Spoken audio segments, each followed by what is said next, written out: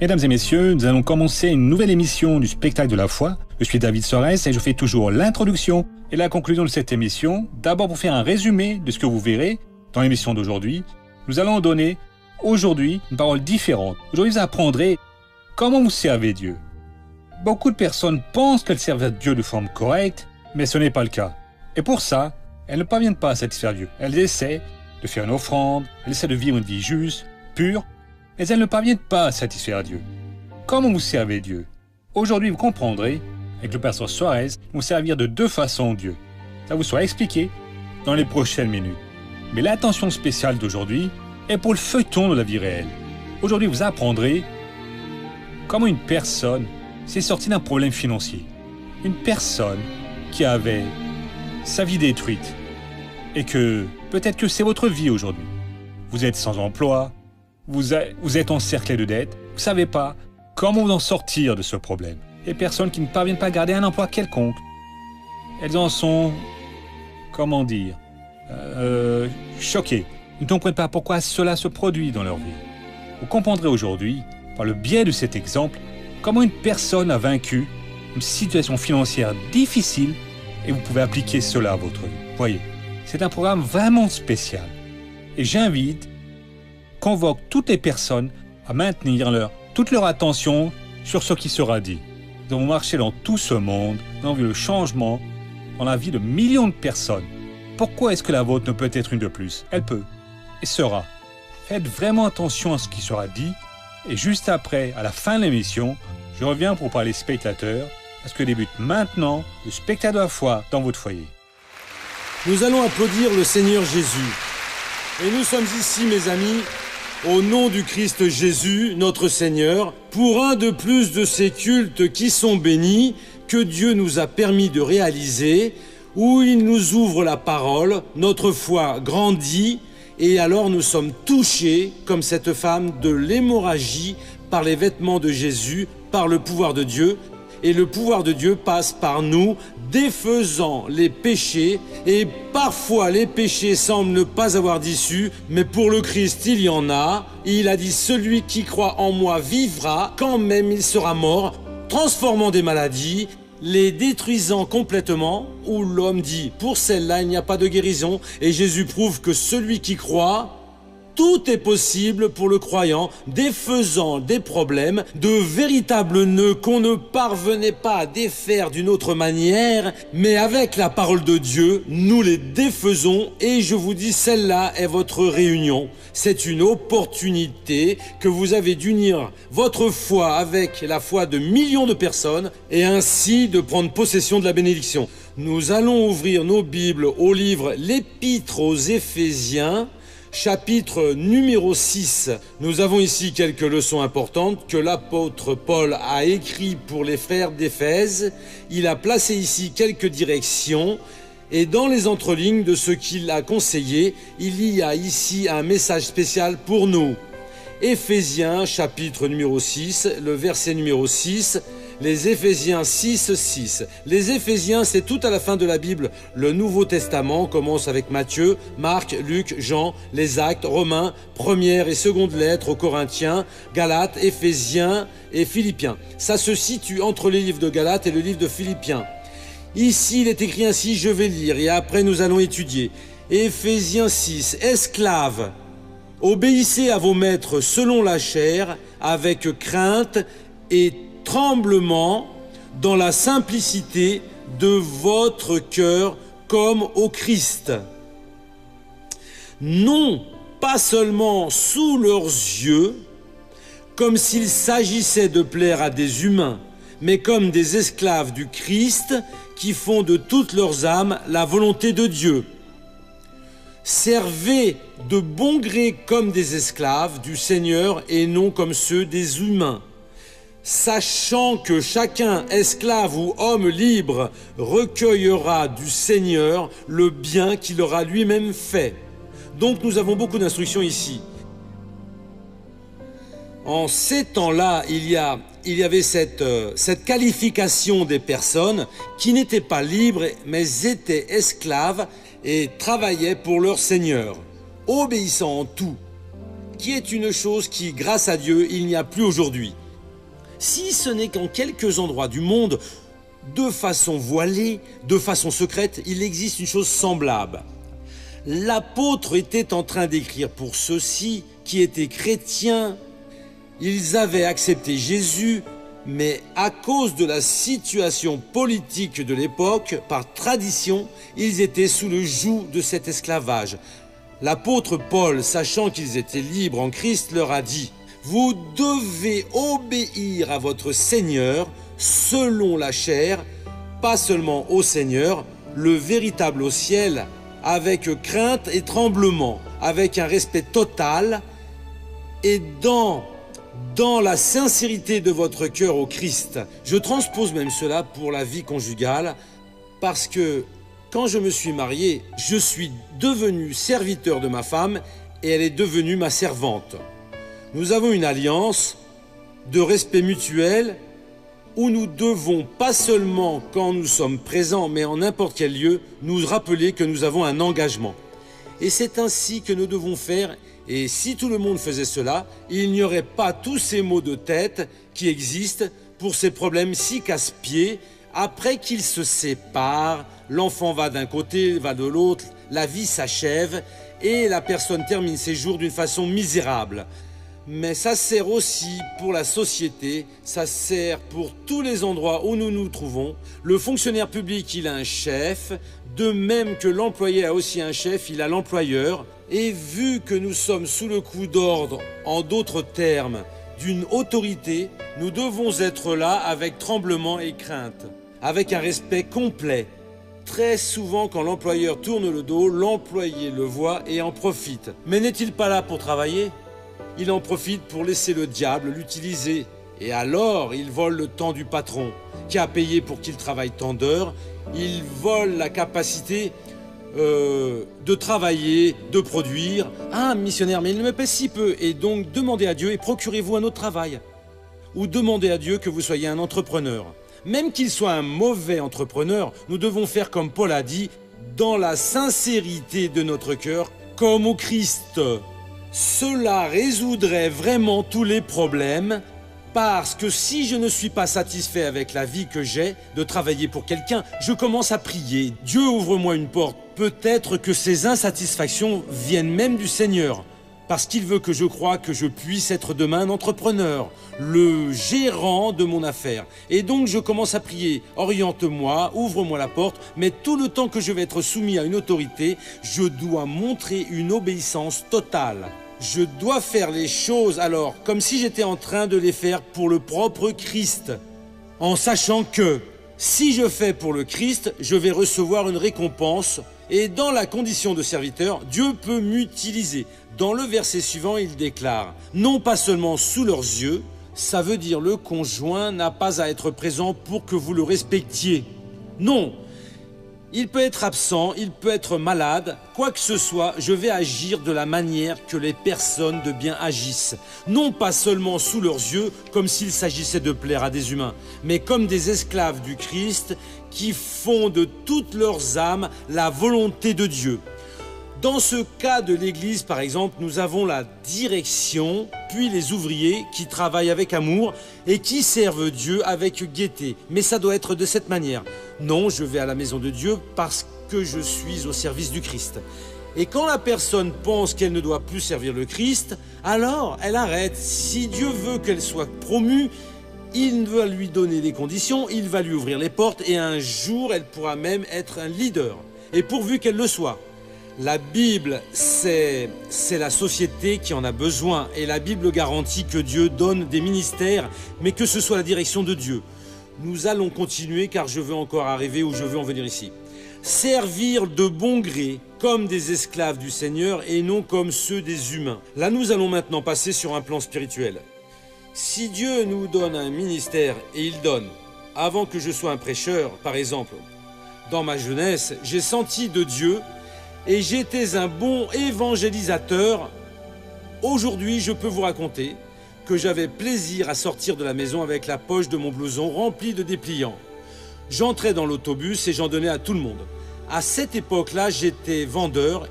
Il y a eu une époque où j'étais vendeur sur les marchés. À une époque, j'ai été vendeur de porte-à-porte. Et même à une époque, j'ai été vendeur dans les magasins de marchandises, mais dans tous les travaux que j'ai faits, j'avais le plaisir de donner les prospectus. J'étais au service de Dieu, faisant la volonté de Dieu. Quelquefois, je frappais à la porte des maisons, qui est un travail plutôt ingrat. Je ne sais comment est-ce que c'est aujourd'hui, mais la personne regardait dans le couloir de loin. « Je ne veux rien acheter, non !» Et moi, j'étais là pour gagner mon pain. Ça veut dire, mais qui vous a dit, madame, que je veux vendre ? Je suis publicitaire pour les industries. Je voudrais vous montrer, madame, les nouveautés. S'il vous plaît, donnez-moi juste une minute. Elle venait, je lui montrais les belles robes, je montrais les vêtements, le manteau, et puis après, durant une conversation de vendeur, mais très souvent, la personne montrait que non, aujourd'hui, je ne veux même pas voir parce que nous avons un sérieux problème à la maison. Il y a une personne internée, je suis bien malade, c'est un problème X. Je disais, j'ai 2 missions dans la vie. En premier, je travaille pour gagner mon pain quotidien. Et en second, je suis une personne qui témoigne pour Jésus. Non, mais je suis catholique, je suis spirit, je n'ai pas de religion, je suis ceci. Non, mais laissez-moi vous dire une chose, madame. Voyez, il n'était pas rare les fois où les larmes venaient aux yeux. Je priais pour la personne là, je la bénissais, elle disait « à présent je vais vous aider ». Je disais « non, un autre jour, je vais passer pour vous vendre ». Non, je veux vous aider maintenant. Je disais, non, si madame vous achetez, aujourd'hui madame vous êtes en train de payer le bénéfice que je vous ai fait. Et cela n'a pas de prix. Un jour je passe. Ce jour-là, aujourd'hui, n'est pas venu. Je marquais pour chaque maison et je ne repassais plus. Parce qu'elle allait acheter pour payer le bénéfice, alors que j'étais au service du Christ. Et c'est celui que je voulais la récompense. Et donc, si tout chrétien faisait cela, voyez, vous pouvez être certain que nous allons continuer à donner un bon témoignage et nous allons sauver ce monde qui n'a plus d'issue, mes amis. La société est perdue et chaque jour plus elle va être perdue. Si aujourd'hui vous êtes stupéfiés de voir à quel degré est arrivée la prostitution, la lascivité, la sensualité, vous pouvez écrire d'ici à 10 voire 20 ans, ça va être bien pire. L'unique manière de sauver, c'est par le biais du témoignage de Jésus, en servant Dieu, en faisant la volonté de Dieu, et ce faisant comme de fait, nous sommes le sel de la terre. C'est de notre fait que la société ne soit pas encore perdue complètement, mais elle est en chemin à grands pas vers la destruction. Les personnes sont en train de perdre la honte, les personnes sont en train de faire ce que l'ennemi veut, et nous avons besoin de faire ce que Dieu désire. Ce sont 2 champions, existent les champions de l'enfer, qui sont en train de propager à grande vitesse tout ce qui ne vaut rien, en enseignant, en aidant. Existent les champions de Dieu qui doivent faire, non comme ils pensent qu'il faut faire, mais comme si Dieu leur demande que l'on fasse. Non, nous n'avons pas à être désespérés, à inventer des techniques. À présent, nous allons faire cela parce que ça va fonctionner, parce que de cette manière, on va réussir, nous allons réussir si nous nous plaçons dans la parole, en servant Dieu par la parole et nous donnant à la parole de Dieu. Elle va faire l'œuvre. Et donc, en servant avec votre bonne volonté, en étant toujours au service de Dieu de bonne volonté, nous ne pouvons retirer rien, c'est retirer cette chose parce que cela, c'est une règle que Dieu a établie dans sa maison à lui. Nous ne pouvons servir Dieu tout en boudant, contrarié, parce que c'est notre obligation. Si nous sommes dans cette situation, ce jour-là, nous devons prendre un congé. Non, je ne vais pas le faire, pas ce mois ou pas cette année. De mauvais gré, tout en boudant, en poussant avec le ventre, contrarié, je ne vais pas faire cette œuvre. Toujours seulement cela, c'est la règle. Cela, c'est le précepte. Servez de bon gré comme des esclaves du Seigneur et non comme ceux des humains. Jamais, jamais je suis au milieu d'un peuple écœuré, d'un peuple misérable, un peuple rigide, un peuple qui murmure, un peuple ainsi. Non, ça ne va pas me dominer. Au contraire, cela ne va pas m'influencer. Je dois toujours avoir une bonne volonté, avec de la joie au cœur, pour servir ce gars à problème, cette femme à problème, parce que si cette personne est de cette manière, c'est qu'il existe une force maligne opérant en elle de telle façon qu'elle soit complètement perturbée. Et si je parviens à la sauver, je gagnerai une grande bénédiction pour Dieu. Si je fais cela, le verset 8 déclare, sachant que chacun recueillera du Seigneur le bien qu'il aura lui-même fait. Quelle parole importante, faites le bien. Peu importe à qui, parce que tout bien que nous ferons, nous allons recevoir du Seigneur. toute semence pendant ces jours de ma jeunesse où j'allais à certains endroits, dans les maisons qui avaient ces boîtes aux lettres. Quand je ne pouvais passer, j'allais y déposer. Je ne pouvais discuter, appeler la personne, j'allais y déposer le petit feuillet. Une personne qui s'est illuminée, c'est un bien que j'ai fait. Et un jour, je vais recevoir ce bien de Dieu.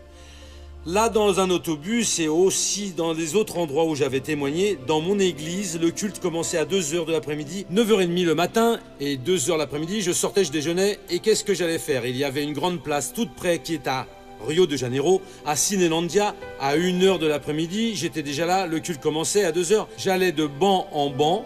Au moment de l'hiver, les petits vieux étaient là, tous assis, prenant un peu de soleil. Moi, s'il vous plaît, permettez-moi une chose. Nous allons avoir un culte ici. Maintenant, je voudrais vous faire une invitation. Monsieur notre pasteur me dit de bonnes choses. Il fait une prière très puissante. Dieu l'utilise. Ah, merci beaucoup. Écoutez notre programme à la radio. Je faisais. J'amenais quelques personnes jusque-là. Et ainsi, Dieu a béni. À présent, je sais qu'un jour, pour tout le bien que j'ai déjà fait, je vais recevoir du Seigneur. Et vous allez arriver les mains vides et vous allez continuer ainsi là où Dieu a beaucoup de choses à vous donner. Sachant que chacun, pas juste un seul, recueillera du Seigneur le bien qu'il aura lui-même fait, qu'il soit esclave ou un homme libre. Vous êtes célibataire, vous êtes marié, vous êtes employé ou vous êtes sans emploi. Peu importe qui vous êtes, faites le bien parce que Dieu va vous donner une récompense. Il donne déjà ici. Nous sommes déjà bénis et pendant l'éternité, nous allons recevoir du Seigneur. Amen. À long feuilleton de la vie réelle.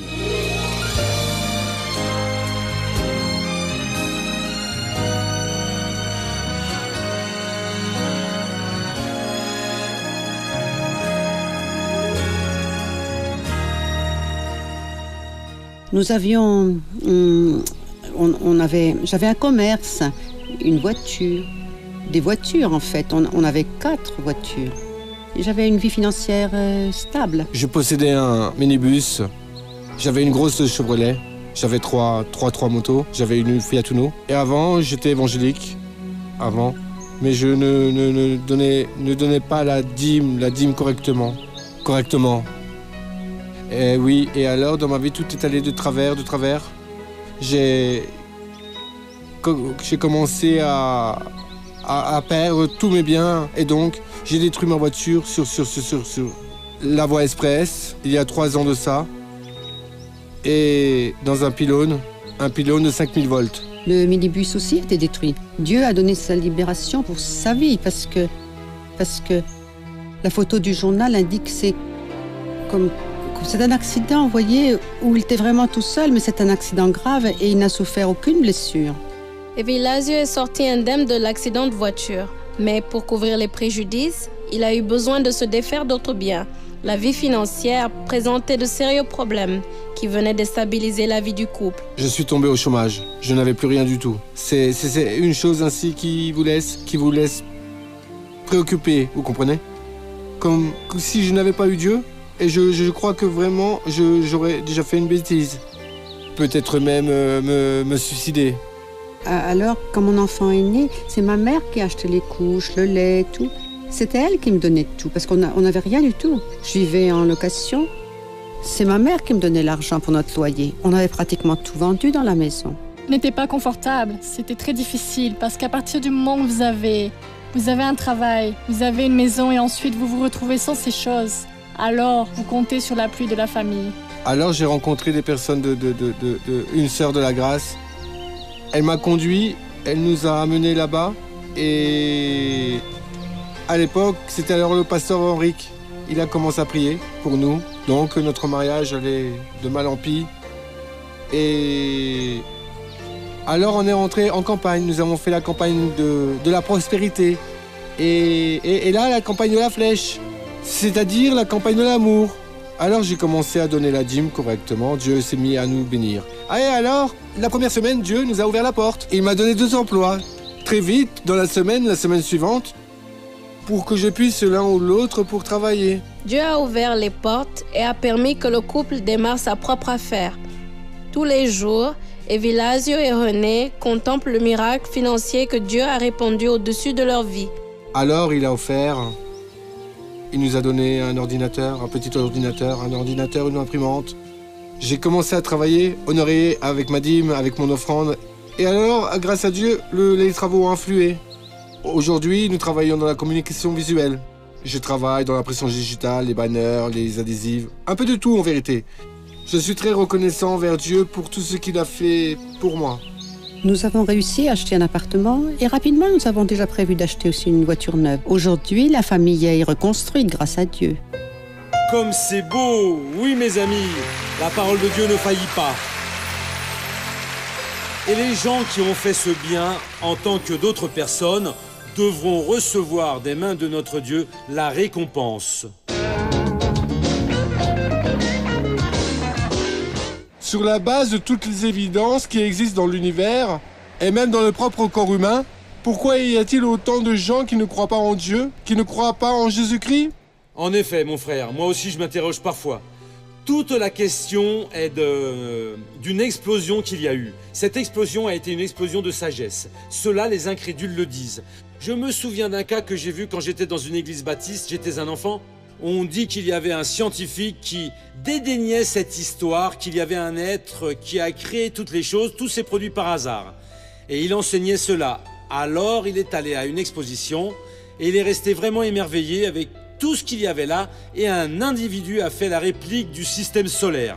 Il y avait le Soleil, les planètes gravitant autour du Soleil, la Terre dans son moment, et Mars, toutes les planètes étaient là, et la réplique était parfaite. Et quand il a vu ça, il a dit « Quelle perfection, mon ami, il va faire une chose pareille. Voyez cela. La Terre demande 365 jours, je ne sais pas combien de temps Mars prend pour faire autant, je ne sais plus quoi encore. » Et il dit « Mais qu'est-ce qui fait cela ?» L'autre il dit « Personne. Mais tu veux plaisanter avec moi, mon garçon? Comment est-ce que personne a fait cela? Ah, professeur, la réplique, monsieur, vous avez dit que ça doit être un cerveau, une personne. L'original a surgi par hasard. Quelle histoire est-ce donc? La vérité est évidente. La naissance d'un nouveau-né, il est en gestation, il vit, il est au milieu de ce liquide dedans, là, il naît. Et si vous le replacez là-dedans, il meurt. Il n'y a plus moyen.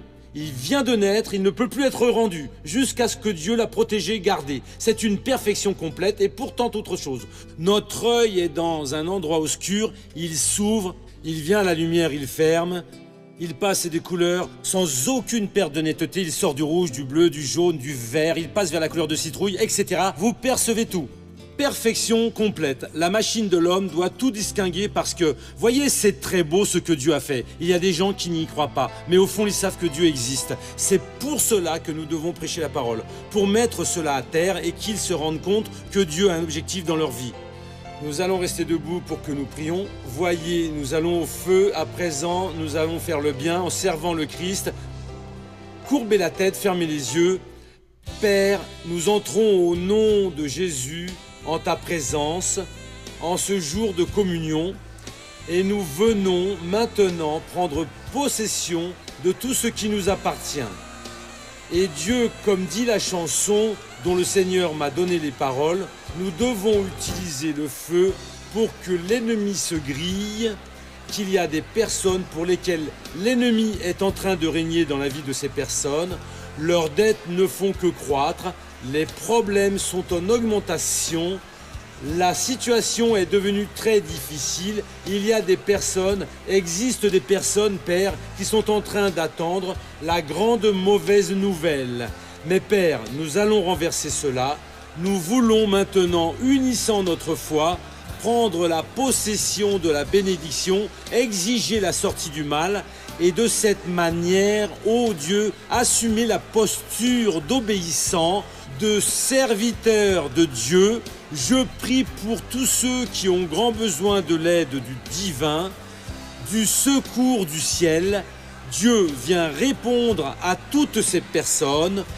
Viens donc toucher ces vies-là. Viens maintenant opérer, guérissant, libérant.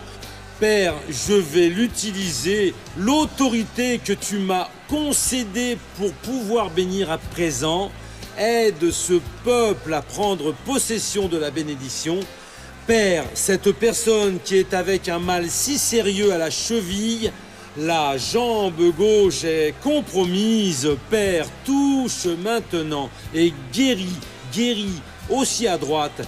Guéris, mon Dieu, où que se trouve le mal. Au nom du Seigneur Jésus, j'utilise l'autorité qui m'a été donnée en Christ et j'attache toute l'action maligne. Je te réprimande, esprit de déroute, esprit de souffrance, et je te réprimande maintenant, exigeant ta sortie.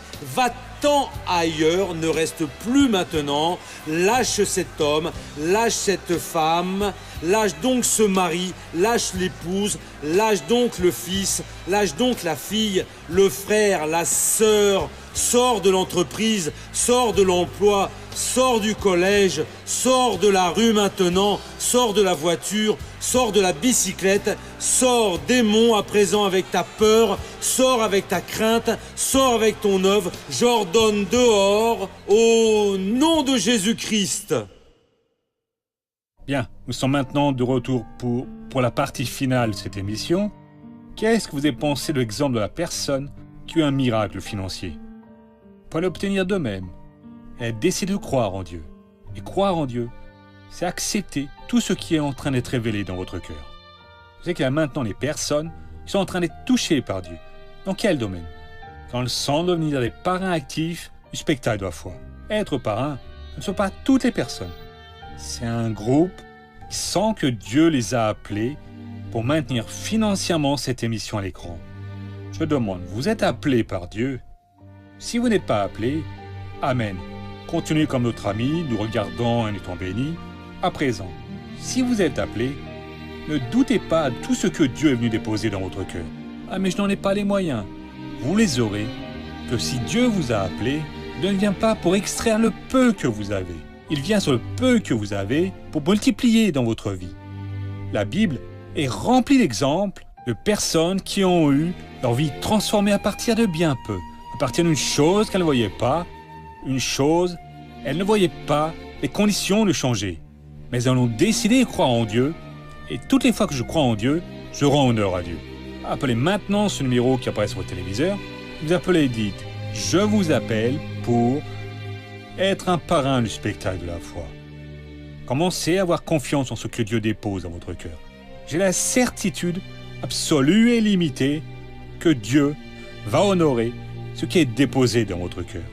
Je peux vous l'assurer avec fermeté, parce que Dieu commence une œuvre dans votre vie, et c'est pour la compléter, pour en rajouter, c'est pour faire la différence. Voyez, alors vous maintenant au second final de cette émission.